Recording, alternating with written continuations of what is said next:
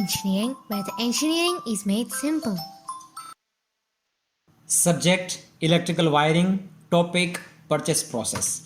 Purchase process છે મિત્રો, હર કોઈ ઇન્ડસ્ટ્રીઝમાં એક મોટું કામ કહી શકાય, કારણ કે એના પર કોઈ પણ કંપનીનો ફાયદો અથવા નુકસાન, પ્રોફિટ કે લોસ એ આધાર રહેશે, બરાબર. સો પરચેસ પ્રોસેસ છે, it has to be done very very properly. હવે બેઝિક ટર્મિનોલોજી સૌથી પહેલાં જોઈએ કે પરચેસને લગતી અમુક જે મુદ્દાઓ છે કે જે ટર્મ્સ છે કે જેનાથી આપણે વાકેફ થવું જરૂરી છે એ સૌથી પહેલાં જોઈએ. તો સૌથી પહેલાં તો આપણને આપણામાં એક એબિલિટી હોવી જોઈએ કે આપણે પોતે પરચેસ કરવા માટે જે આઇટમ જોઈએ છે એ આઇટમના કમ્પ્લીટ સ્પેસિફિકેશન્સ ડ્રાફ્ટ કરી શકવા જોઈએ. ફોર એક્ઝામ્પલ, તમે જ્યારે ફેન લેવાના હો તો ખાલી સીલિંગ ફેન લેવો છે એમ ના કહી શકાય, બટ તમારે કહેવું પડે કે 3 bladed, white coloured, single phase, capacitor start, capacitor run type induction motor વાળો 1200 mm નો સીલિંગ ફેન લેવાનો છે. અધરવાઇઝ તો તમને કોઈ પણ પ્રકારનો પંખો આપી શકે, રાઈટ.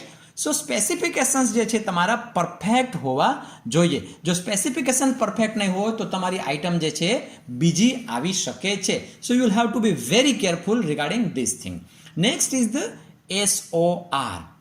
SOR નો મતલબ શું થાય? Schedule of rates.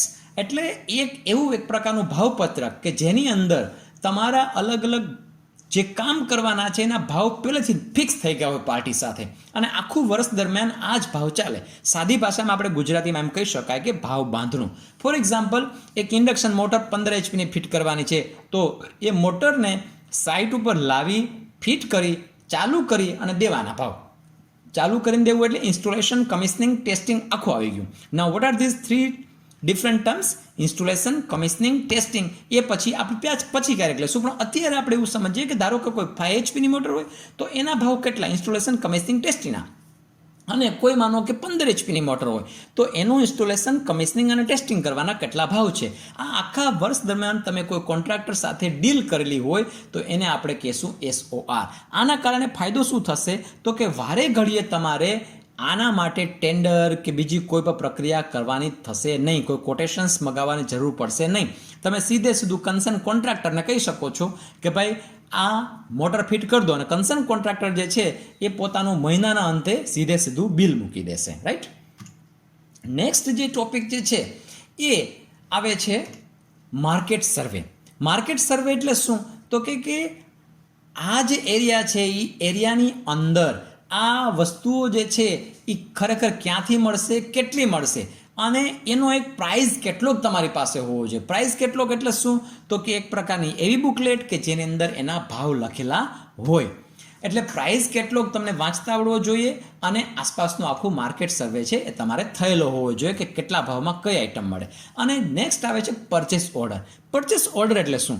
Purchase order એટલે તમે કોઈ પણ આઇટમ કોઈ જગ્યાએથી લેવાની નક્કી કરી હોય તો એ આઇટમ લેવાનો તમે સામેવાળી પાર્ટીને ઓર્ડર આપો છો કે અમારે નીચે મુજબની શરતોના આધારે ટોટલ આટલી આઇટમ આટલા સ્પેસિફિકેશનની આટલા સમયની અંદર જરૂર છે, એ તમારે સપ્લાય કરવાની છે, તમારો કોન્ટ્રાક્ટ અમને મંજૂર છે.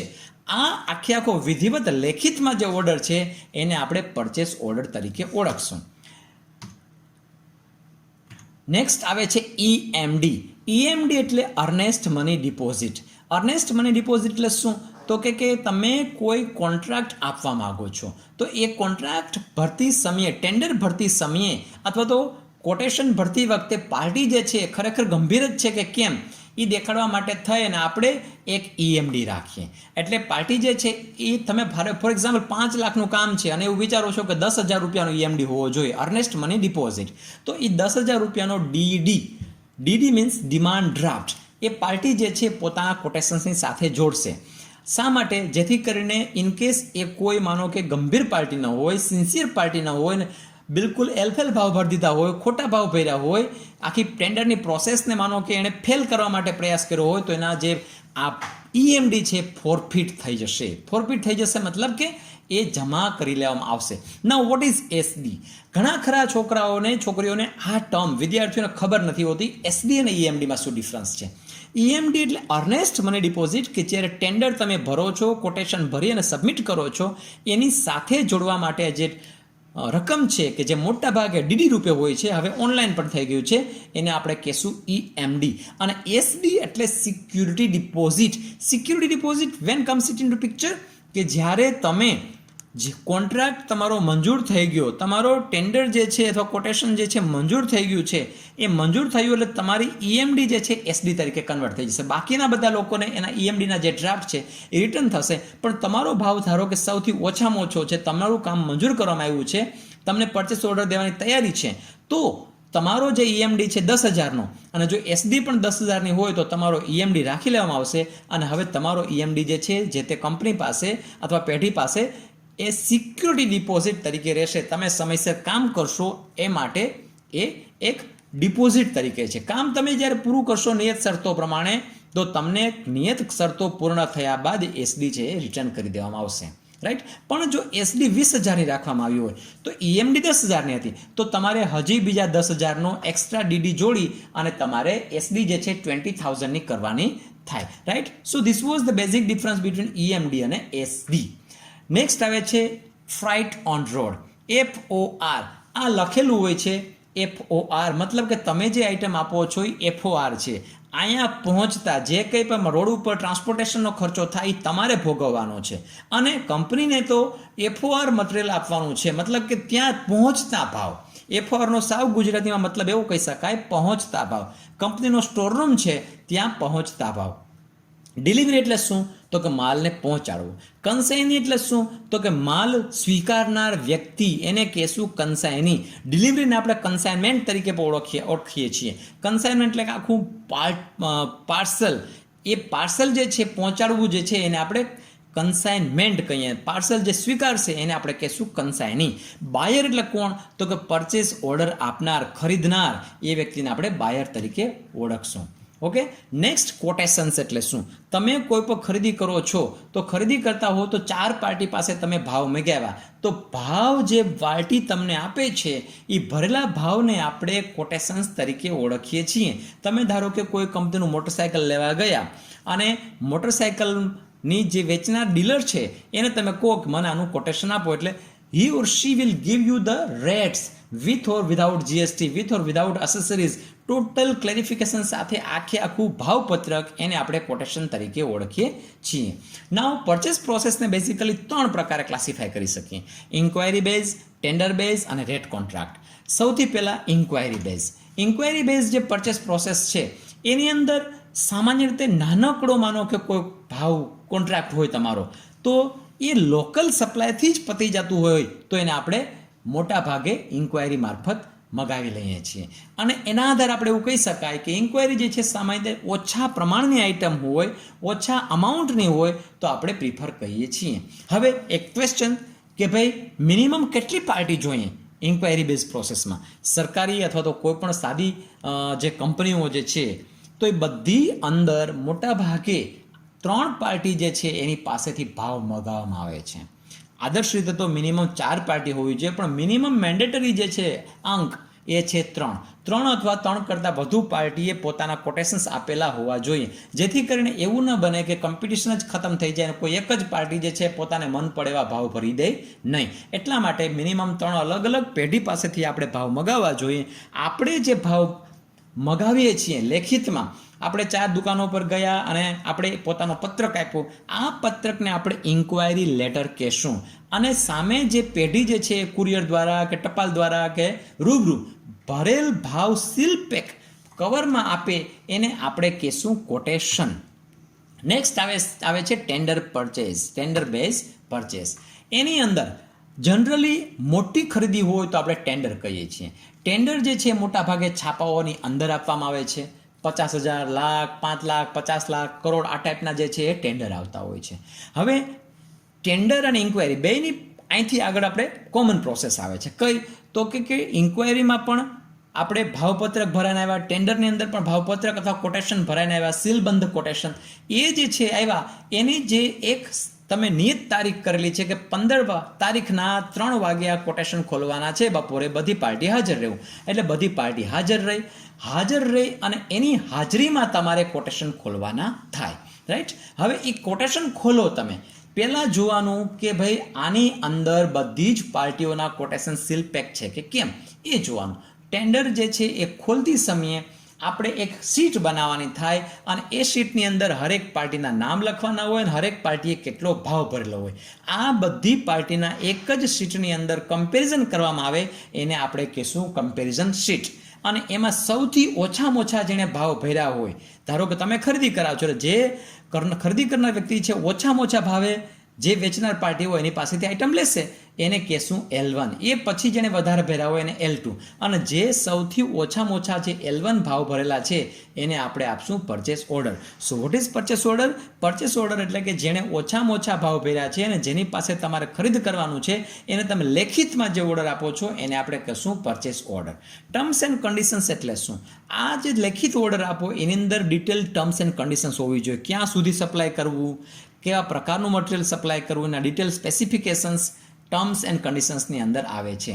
EMD જે છે SDમાં કન્વર્ટ થઈ જાય એ હમણાં આપણે ચર્ચા કરી. પેનલ્ટી, જો સમયસર તમે સપ્લાય ન કરો તો પેનલ્ટી કેટલી લાગશે, કેટલા ટકા લાગશે વગેરે વગેરે. લાસ્ટ ડેટ અને ડ્યુ ડેટ શું? આની અંદર તમે માનો કે જે ટેન્ડર જે છે સપ્લાય કરવા માટે મગાવો છો અમુક આઇટમ માટે, તો કઈ તારીખ અને કેટલા વાગ્યા સુધીમાં આવી જવા જોઈએ એને લાસ્ટ ડેટ અથવા ડ્યુ ડેટ કહીએ. એ પછીના ટેન્ડર જે છે એ પાર્ટી જે છે ટેન્ડર મગાવે છે એની વિવેક બુદ્ધિ પર આધારિત રહે કે સ્વીકારવા કે ન સ્વીકારવા. ડેટ ટુ ઓપન ટેન્ડર, ત્યારે બધી પાર્ટીઓને આપણે હાજર રહેવા માટે જાણ કરવાની રહેતી હોય છે. અને એ ડેટ જે છે આપણું ટેન્ડર જે છે ટેન્ડર ડોક્યુમેન્ટ છે એની અંદર આપણે અથવા ઇન્ક્વાયરી જે છે એની અંદર આપણે લખેલું હોય છે.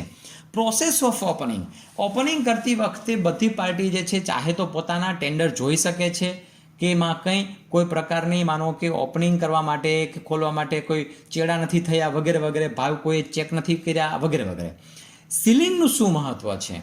સીલિંગ એટલા માટે મહત્વ છે કે જેથી કરીને કોઈ પણ પાર્ટીના ટેન્ડર જે આવ્યા છે સીલબંધ છે એને કોઈએ ખોલવા પ્રયાસ કર્યો નથી.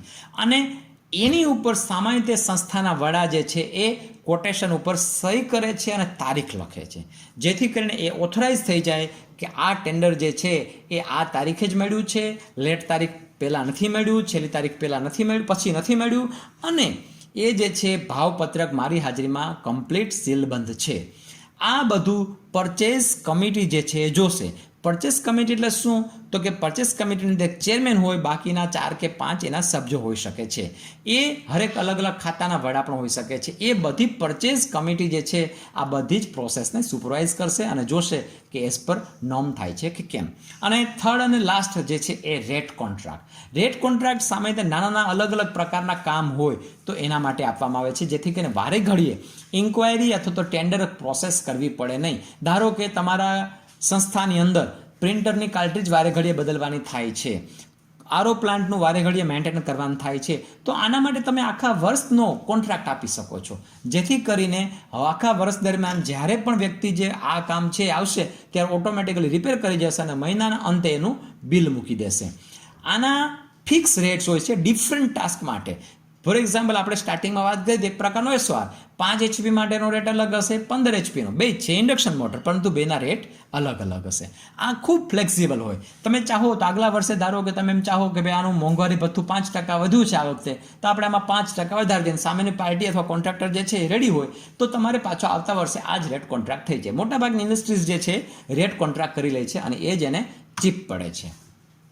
મિનિંગ એટલે શું? આનો મિનિંગ સૌથી પહેલાં તો એ છે કે એક પ્રકારનું ભાવ બાંધણું. હવે એગ્રીમેન્ટ અને કોન્ટ્રાક્ટ બે વચ્ચે શું ડિફરન્સ છે?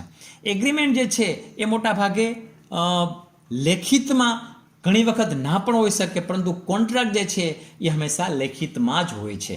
અને ટેન્ડર જે છે આ આખી ટર્મ્સ એ લીગલી એક્સેપ્ટેડ હોય છે અને મોટા ભાગે આ લેખિત સ્વરૂપમાં હોવાને કારણે બહુ એટલે બહુ ક્લિયર હોય છે. હવે ટાઈપ્સ ઓફ કોન્ટ્રાક્ટ બે પ્રકાર ક્લાસિફાય કરી શકીએ. પહેલાં આપણે જોઈએ તો આ એક પ્રકારે લમસમ કોન્ટ્રાક્ટ હોઈ શકે છે, આઇટમ રેટના આધારે અને કોસ્ટ પ્રાઇસ પ્લસ પર્સન્ટેજ. ઉચ્ચક કોન્ટ્રાક્ટ, ભાઈ આ કામ દેખાય છે એનું ટોટલ ઉચ્ચક, આની અંદર 15 HP ની 5 મોટરો લગાડવાની છે, ઉચ્ચક કોન્ટ્રાક્ટ. અથવા આ સામાન ઇલેક્ટ્રિકલનો સામાન જે છે એની હરાજી કરી નાખવાની છે, જૂના કમ્પ્યુટર છે વેચી નાખવાના છે, જેમ છે જે સ્થિતિમાં છે એ પ્રકારે એને આપણે લમસમ અથવા ઉચ્ચક અથવા ઉધડક જેને કહીએ છીએ એ. આઇટમના આધારે હમણાં આપણે SOR કીધું, રેટ કોન્ટ્રાક્ટ કીધું, એના આધાર આ ટાઈપનો પણ કોન્ટ્રાક્ટ તમે આપી શકો છો. કોસ્ટ પ્રાઇસ પ્લસ પર્સન્ટેજ, આ જે છે તમે અલગ અલગ સમયમાં પ્લસ પર્સન્ટેજ કરીને પણ આપી શકો છો કે આવતા વર્ષે આ, આવતા વર્ષે. એટલે આ પ્રકારે પણ તમારા કોન્ટ્રાક્ટના ટાઈપ હોઈ શકે છે. અને બીજી રીતે માનો કે ક્લાસિફાય કરવું હોય તો ટર્ન કી અથવા તો કમ્પ્લીટ. આ ટર્ન કીનો મતલબ શું થાય તો ધારો કે સિવિલની ભાષામાં વાત કરીએ તો મકાનને પાયાથી લઈ અને છેક કી તાળું મારી દો ત્યાં સુધીનો માનો કે પ્રોજેક્ટ આખો. આપણે ઇલેક્ટ્રિકલની ભાષામાં વાત કરીએ તો પાયા ખોદી આખું સબસ્ટેશન ચાલુ કરી ઇન્સ્ટોલેશન, કમિશનિંગ અને ટેસ્ટિંગ કરીને સોંપી દેવું, આને કહીએ આપણે ટર્ન કી. આ ટાઈપનો કોન્ટ્રાક્ટ છે. ખાલી લેબર જ, મતલબ કે સબસ્ટેશન માત્ર ચલાવવાનું. સબસ્ટેશન બની ગયું અલગ, હવે એ સબસ્ટેશન તમારે ચલાવવાનું ભાડાના માણસો દ્વારા, ભાડાના એન્જિનિયર્સ દ્વારા. આ પ્રકારના હોય કોન્ટ્રાક્ટ, તો આપણે લેબર કોન્ટ્રાક્ટ કહીએ છીએ. મટીરિયલ સપ્લાયનો કોન્ટ્રાક્ટ, આખી માનો કે લાઈન છે, આપણે જેમ કે ગુજરાતની અંદર જ્યોતિર્ગ્રામ યોજના છે તો એના ઇન્સ્યુલેટર જે છે સપ્લાય કરવાના, વાયર્સ સપ્લાય કરવાના, તો આનો આખો મટીરિયલનો કોન્ટ્રાક્ટ પણ હોઈ શકે છે. એટલે આ પ્રકારના પણ કોન્ટ્રાક્ટ હોઈ શકે છે. ટેન્ડરનો મતલબ શું તો કે ટેન્ડર એટલે કોઈ પણ છાપાની અંદર અથવા તો માનો કે બહોળી પ્રસિદ્ધિ ધરાવતા મીડિયામાં તમે ટેન્ડર જે છે એની જાહેરાત આપી અને પ્રોસેસ કરી શકો છો. એ સામાન્ય રીતે ખૂબ એટલે ખૂબ મોટી આઇટમ માટે થાય છે. આના બેનિફિટ શું તો કે ખૂબ એટલે ખૂબ ટ્રાન્સપરન્ટ પ્રોસેસ હોય છે. ઓક્શન અને ટેન્ડરનો સૌથી મોટો ફરક શું? ઓક્શન જે છે એ લેખિતમાં બંધ કવરમાં ભાવ હોય છે, જ્યારે ઓક્શન જે છે એ સામે માનો કે તમારે કોઈ સામાનની હરાજી કરવાની છે, ઇલેક્ટ્રિકલના જૂના સામાનની, કોઈ વ્યક્તિ 5,000 બોલે, કોઈ 25,000 બોલે, આમ વધતા જાય આ પ્રકારનો ભાવ હોય ને આપણે કહીશું ઓક્શન. પ્રોસેસ ઓફ ટેન્ડરિંગ, સૌથી પહેલાં પ્રિપરેશન એટલે શું તો કે ટેન્ડરને લગતી ડિટેલ ટર્મ્સ તમે ડ્રાફ્ટ કરો, પછી તમે એને છાપામાં આપો, જેથી કરીને એ ટેન્ડર ભરવા માટે પાર્ટી પોતે એ જોઈ, ટર્મ્સ એન્ડ કન્ડિશન્સ જોઈ અને પછી યોગ્ય લાગે તો ભરે. એનો પૂરેપૂરો રેકોર્ડ તમારે રાખવાનો થાય. હવે ટેન્ડર જે આવ્યા એ ટેન્ડર જે છે એને તમે ઓપન કરવાની પ્રોસેસ થાય. એ હમણાં આપણે ચર્ચા કર્યા મુજબ સીલબંધ ટેન્ડર હોવા જોઈએ, ક્યાંય એને ચેડા થયેલા ન હોવા જોઈએ. ઓપન કરવામાં જો બહુ મોટું કામ હોય તો 2 ભાગ છે ટેન્ડરના, ટેકનિકલ બીડ અને ફાઇનાન્શિયલ બીડ. ટેકનિકલ બીડ એટલે શું તો કે તમે કોઈ ટેન્ડર ભરનાર પાર્ટી પાસે, બધી પાર્ટી પાસે એવો આગ્રહ રાખ્યો છે કોઈ એક મોટા કામ માટે કે આને આ પ્રકારનો માનો કે કેટલાક કરોડનું ટર્નઓવર છેલ્લા 3 વર્ષની અંદર હોવું જોઈએ, જીએસટી નંબર ધરાવતો હોવો જોઈએ, આટલા એન્જિનિયર્સ પોતાની પાસે હોવા જોઈએ, આટલા વ્હીકલ્સ હોવા જોઈએ, વગેરે વગેરે. એ તમે શરતો રાખી હોય જેથી કરીને કોઈ ઇનએક્સપિરિયન્સ પાર્ટીમાં ઘૂસી ન જાય, વચ્ચે આવી ન જાય. તો એ ટેકનિકલ પેરામીટર્સમાં પાર્ટી ખરી ઉતરે છે કે કેમ, તો સૌથી પહેલાં કવર ખોલી અને એના ટેકનિકલ પેરામીટર્સ ચેક કરવાના. આ બધે માનો કે અનુભવ, એના જીએસટી નંબર, એનું ટર્નઓવર, આ બધું મટીરિયલ જે છે ટેકનિકલી પ્રૂવ થાય છે કે કેમ, હા તો એને તમે એપ્રૂવ કરો, એને ક્વોલિફાઈડ કરો કે આ પાર્ટી જે છે ઓકે. આ રીતના બધી ટેકનિકલી ક્વોલિફાઈડ બીડ પાર્ટી જે છે એના બીડ તમે અલગ કરો. અને જે પાર્ટી ધારો કે તમે 3 વર્ષનો અનુભવ માંગ્યો હોય, ન ધરાવતી હોય તો એને રિજેક્ટ કરો. ફાઇનાન્શિયલ બીડ એટલે શું? આ જેટલી પાર્ટી કે જેનું ટેકનિકલ બીડ તમે પરફેક્ટલી ચેક કર્યું અને ઓકે થયા, ક્વોલિફાય થયા, એ જ પાર્ટીના તમે હવે અંદર બીજા નાના કવર હશે, એની અંદર ફાઇનાન્સના આંકડા લખેલા હશે કે આટલા કરોડમાં અમે કામ કરી દેવા તૈયાર છીએ. એટલે એ બીડ એ જ પાર્ટીના ખોલવાના કે જે ટેકનિકલી ક્વોલિફાય થઈ હોય. અને એમાંથી જેને માનો કે લોવેસ્ટમાં લોવેસ્ટ ભાવ આવ્યા હોય, L1 હોય, એને આપણે પરચેસ ઓર્ડર અથવા ઓર્ડર ઓફ કોન્ટ્રાક્ટ આપીએ છીએ. Letter of acceptance by party, આના રેફરન્સમાં પાર્ટી જે છે પોતે એક લેટર આપણને આપે કે ભાઈ અમને તમારો કોન્ટ્રાક્ટ જે છે મંજૂર છે અને તમારી જે ટર્મ્સ એન્ડ કન્ડિશન્સ છે એ કોન્ટ્રાક્ટની વેલિડિટી સાથે અમે લોકો પૂરી કરી અને કોન્ટ્રાક્ટને વેલિડ સમયમાં પૂરો કરશું. બ્રીચ ઓફ કોન્ટ્રાક્ટ એટલે શું? આ સમયગાળા દરમિયાન કોઈ પણ માનો કે પાર્ટી અથવા તો કોન્ટ્રાક્ટર વચ્ચે કંઈક ખટરાગ ઊભો થયો અને કોન્ટ્રાક્ટની ટર્મ્સ એન્ડ કન્ડિશન્સમાં તૂટ થઈ, તો એને આપણે બ્રીચ ઓફ કોન્ટ્રાક્ટ કહેશું. તો એના રેફરન્સમાં શું થાય તો કે આર્બિટ્રેશન અથવા કન્ફ્લિક્ટ્સ ઉત્પન્ન થયા, મતભેદો ઉત્પન્ન થયા, તો એ તમારે પછી કઈ અદાલતમાં કે કઈ રીતના સોર્ટ આઉટ કરવાના છે એ પણ આમાં મેન્શન કરેલું હોવું જોઈએ. EMD એટલે earnest money deposit, security deposit, એ બેની ઓલરેડી આપણે ચર્ચા કરી કે એ આની સાથે ટેન્ડરની સાથે જોડેલા હોવા જરૂરી છે અને જેનું ટેન્ડર મંજૂર થાય એને આપણે એ સિક્યુરિટી ડિપોઝિટ ભરાવવાની થાય. પરચેસ કમિટીની જરૂર શું છે, એના ફંક્શન શું છે? પરચેસ કમિટી જે છે આખી પરચેસની ઓવરઓલ પ્રોસેસને એક રીતે લુક આફ્ટર કરશે અને જોશે કે એ પ્રોપરલી ફોલોઅપ થાય અને પ્રોપરલી પાથમાં જાય. હવે હું જાણું છું કે આમાં તમને ઘણા બધા ક્વેશ્ચન્સ થયા હશે. I have tried my best કે આખી ટેન્ડર પ્રોસેસ ખૂબ ડિટેલમાં તમને સમજાવું અને સમજાવેલ છે. પરંતુ આની અંદર સૌથી મોટો પ્રશ્ન તમને એ થશે કે ઇન્ક્વાયરી કેવી હોય, ટેન્ડર કેવા હોય. બે પ્રશ્નો સૌથી મોટા થાય એના ફોર્મેટ. તો આના માટે મારી તમને લોકોને સલાહ એ છે કે તમે લોકો છાપાની અંદર અલગ અલગ પ્રકારના સર્વિસીસ માટેના પણ હોઈ શકે અને મટીરિયલ માટેના પણ હોઈ શકે છે. એ કોન્ટ્રાક્ટ માટેના ટેન્ડર્સ છાપામાં આવતા રહેતા હોય છે. ગુજરાતીમાં પણ હશે, ઇંગ્લિશમાં પણ હશે. You study it and try to understand. ઇન્ક્વાયરીનું ફોર્મેટ કેવું હોઈ શકે? બહુ સિમ્પલ છે. આપણે કીધું એ પ્રકારે સામેવાળી પાર્ટીનું એડ્રેસ, સબ્જેક્ટ અને જે કંઈ પણ માનો કે એના પોતાના ભાવ ભરવાના હોય એ ભાવના ખાના ખાલી રાખી અને તમે મોકલી આપો કે ભાઈ આવી આઈટમ અમારે નીચે મુજબના સ્પેસિફિકેશન પ્રમાણે જોઈએ છે. અને સામેવાળી પાર્ટી જે છે એ ખાનામાં ખાલી પોતાના ભાવ લખી અને કઈ ડિટેલ શરતો એની પોતાની હોય તો મૂકી અને આપણને ભાવપત્રક ભરીને આપી દેશે અને આપણે કોટેશન કહીએ. પરંતુ ટેન્ડરમાં જે છે છાપામાં આપતા હોઈએ છીએ. તો આ જે છે એના ફોર્મેટ એ તમે છાપામાં અથવા તો નેટમાં જુઓ અને સ્ટડી કરો. આ હતી આખી purchase process. Thank you. For more such videos, keep watching Easy Engineering.